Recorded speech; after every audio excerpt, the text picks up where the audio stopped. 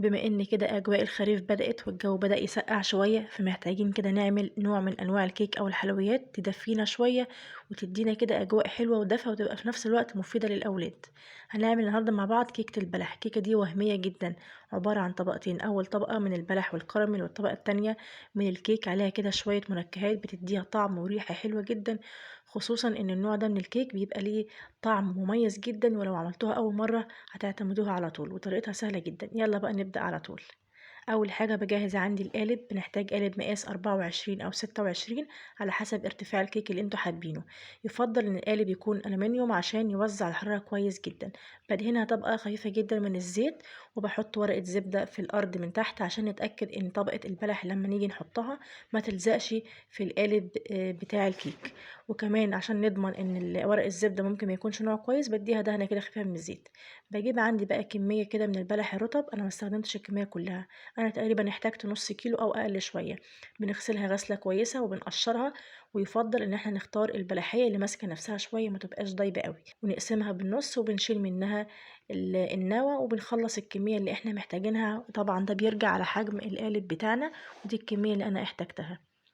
هنركنها على جنب، وبعد كده هنجيب عندي القالب بعد ما حطينا ورق زبدة، وبنبدأ نرص فيه البلح جنب بعض من غير ما نسيب فراغات، ونحطه بالشكل ده لحد لما نملأ الصينية كلها بتاعتنا. وطبعا لو احتاجتوا على الكمية اللي انا عملتها بتزودوا، مفيش مشكلة خالص.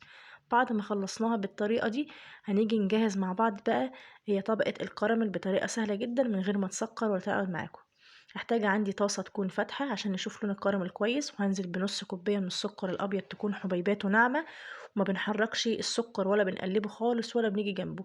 هو بيبدأ كده يسيح ويتكرمل لوحده، وأول ما يوصل للمرحلة دي ببدأ كده بدخل أطراف السكر اللي على الطرف لجوه لحد لما تسيح هي كمان وتاخد لون.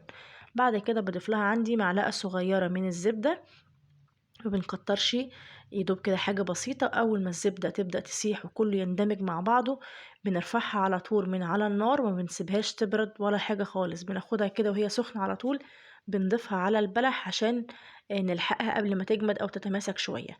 كده خلصنا أول طبقة. نيجي بقى طبقة الكيك بتاعتنا. احتاجت عندي كوبايتين من الدقيق المنخول، عليها كيس من الكيك شيف أو ممكن بيكنج باودر، بس الكيك شيف بيدي قوام للكيك حلو جدا، بتخليها كمان هشة ولونها فاتح. هضيف لها عندي كده رشة بسيطة من الملح، وهحتاج عندي بقى التوابل العطرية، نص معلقة صغيرة من القرفة وربع معلقة صغيرة من الحبهان المطحون. لو انتوا ما بتحبوش الحبهان ولا القرفة ممكن تستغنوا عنها، بس انا بشوف ان النوع من التوابل ده بيبقى مناسب جدا في الكيك الشتوي او الكيك الخريفي، وبيديها كده طعم حلو جدا. الناس اللي بتحب السينابون او ريحة القرفة هتحب الكيك ده قوي.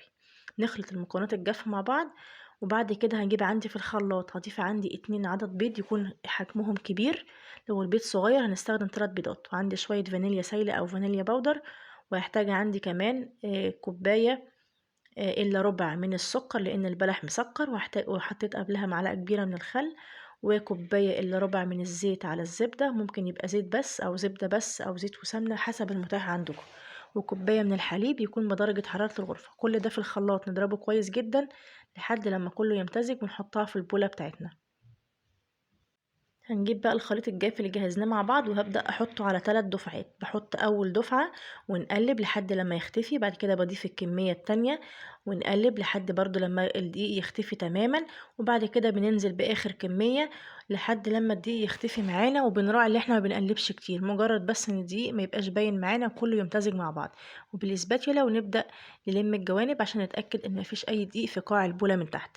هناخد خليط الكيك وننزله على طول فوق البلح بتاعنا والكراميل، ونساوي السطح على قد ما نقدر، ونديها كده خبطتين، ونكون مجهزين الفرن قبلها ب10 دقايق او ربع ساعة، درجة حرارة 180 رف اوسط. هتقعد معانا من 30 ل35 دقيقة لحد لما الكيك بتاعنا يستوي وياخد لون ذهبي، ونختبرها من النص ونتأكد ان مفيش اي عجين.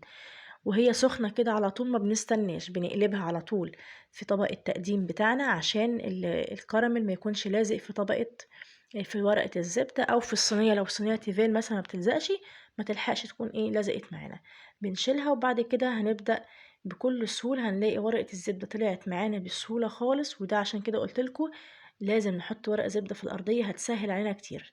طبعا مش هنقطعها وهي سخنة، بنسيبها تبرد أقل ساعة، وبعد ما بردت بنبدأ نقطعها، وبتطلع معانا بالجمال اللي انتوا شايفينه ده. بجد ريحة القرفة والحبهان خطيرة، والكيك نفسه طعمه تحفة بجد. الكيكة دي مفيدة جدا للأولاد، لازم تجربوها وتقولوا رأيكم في الكومنتات. لو عجبكم الفيديو ما تنسوش اللايك والشير كتير.